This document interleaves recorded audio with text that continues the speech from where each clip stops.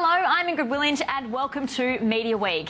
Head on the program, the Nova Red Room Global Tour underway. We'll get the latest from Dublin with James Manning. Plus, ABC shops around the country to be phased out and closed as the broadcaster moves to an online retail model.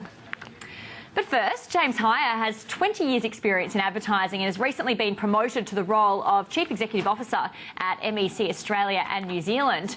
Prior to rejoining MEC, James spent 5 years as a global integrated marketing communications consultant to the likes of Unilever Marketing Academy and Heineken, working in 26 countries. He also hosts the Marketing Dividends program on this channel.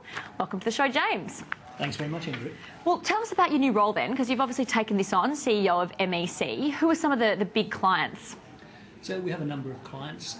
Just talk about our two most recent clients, and that would be Netflix and Nestle, two very different businesses.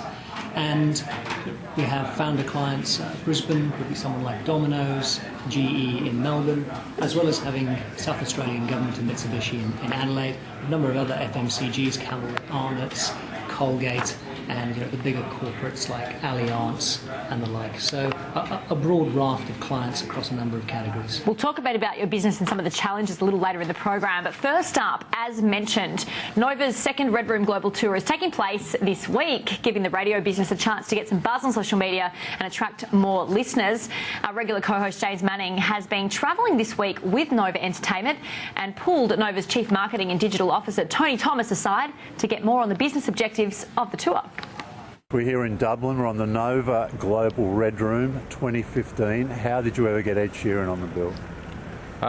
Well, he's been a big supporter of Nova's, so we've supported him for a long time. He came into he actually played a couple of his early singles in our reception before he was well known, and we broke his album early on, and he's supported us ever since. So when we said we want to do this and bring some people over, Warner Music, great partners of ours, made it happen, and it kind of all got built around that, really.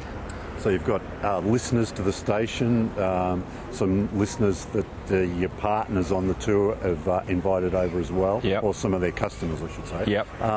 Where else is the 2015 tour going? So after here in Dublin, we're off to London, where we're seeing Craig David, which will be great. He's a kind of bit of old school coming back in London, and then I think a really interesting, diverse location, which is Dubai, and with Rudimental and Aston Marigold in Dubai, and I think that is going to be not just a great music experience, but the travel component of that and the experience having around people visiting Dubai, I think is going to make that a really great stop.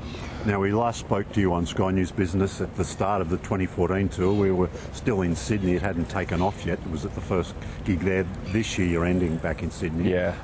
How did you judge the success of the 2014 tour? Look, I mean, the ultimate success for us is, did the people that go on that tour have the experience of a lifetime? I mean, that for us is our filter. And then were we able to take that experience and share it amongst the people that weren't able to go on the tour? And I think we did that well last year, but it was the first year, and I think you always learn from the first time you do something like this. So what we're doing this year is kind of building on that, and I think the big addition to this year is making sure that we don't just capture the music experience, but it's all the content that happens, all the things that happen in between our red rooms, where we can capture and share across all our assets and all the social assets. Now, remind us who your partners were in the event last year and who are they this year? Well, our partners last year were Optus and Qantas. And our partners this year are Optus and Qantas. They sound remarkably the same. They are, which is the perfect thing, really. I mean, for them to come on second year means that they not only had a good experience last year, but they were wanting to work with us to build that experience this year. And we have got an additional partner this year of Dubai Tourism. And look, I've always said when you're building something like this, to have partners that can add to the experience, where you're not trying to force fit a brand or a company into what you're doing. And your music partner here seems to be Warner Music this time. The acts are mostly associated with Warner. I think it was Sony Music last time. Yep. Is it good to share the love a little bit in the music industry? Yeah, look, we didn't intend... Or it wasn't a plan? Or? It wasn't a plan, actually. We work really well. I mean, we've got great relationships with all the labels. And I'll be really honest with you.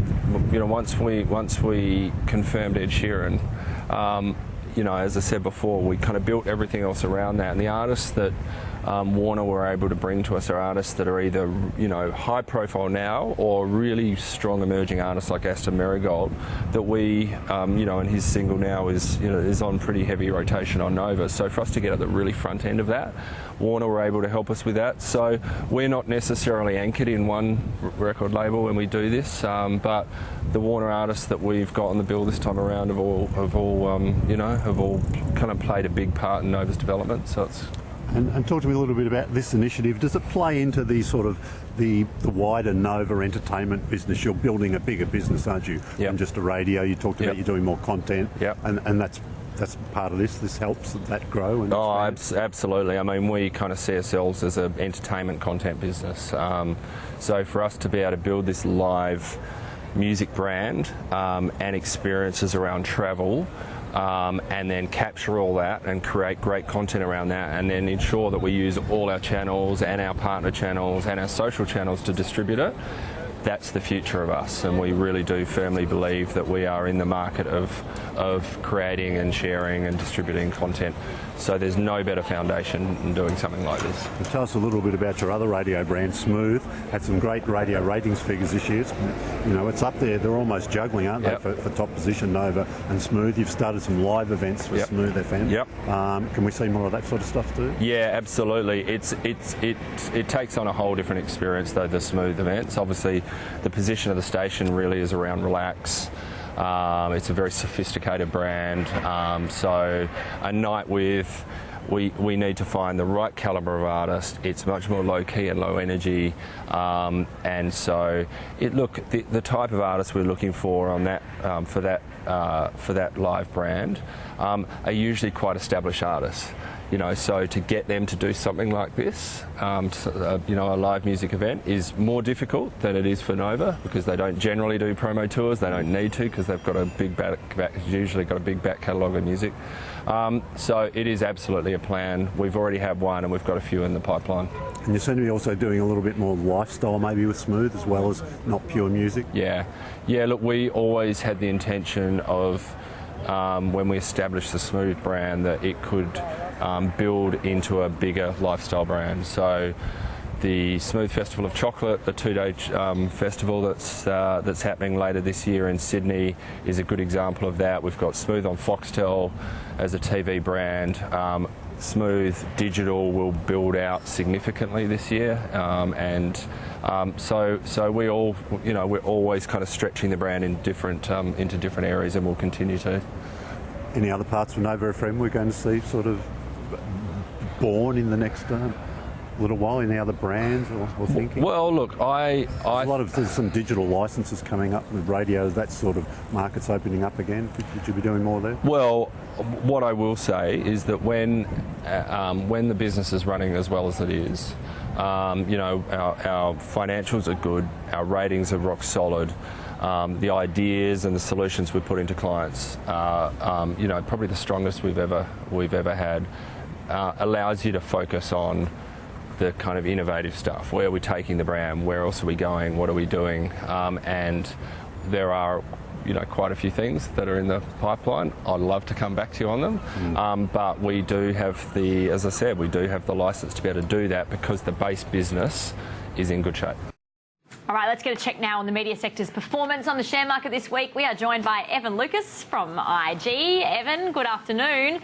This week, we're always talking about the threat of Netflix and the threat of streaming. This week, UBS has come out with a note on 9 Entertainment and 7 West Media. What are UBS saying about the threat of Netflix?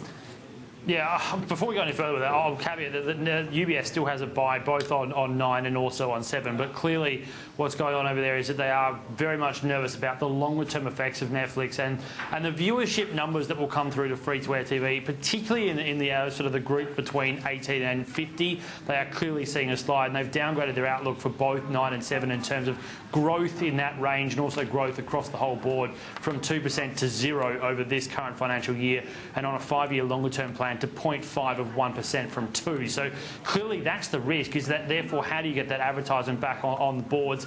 We know about Stan, we know about Presto, but if you look at the comparison between those two online streaming brands and what's going on inside Netflix, clearly they are being monstered by that space. So UBS still have a buy, but they are very worried about the longer term advertisement dollar and how much work 7 and 9 have to do to actually leg back up on the sort of the slowness to react in that part of the market. Well, speaking of the other one, 10 Network, there's been more speculation about this one this week. This time about the board. What are we hearing?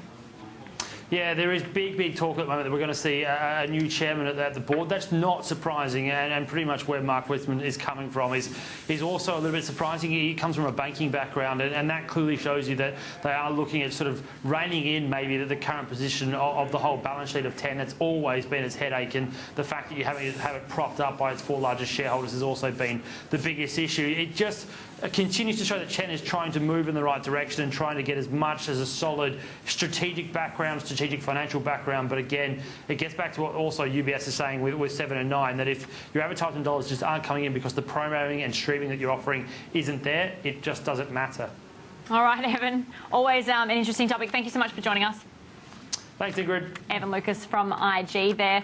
We have to take a quick break on Media Week coming up next. Why ABC is phasing out its physical retail stores, plus David Leckie being linked with Network 10. We'll talk more about that like we just did with Evan next.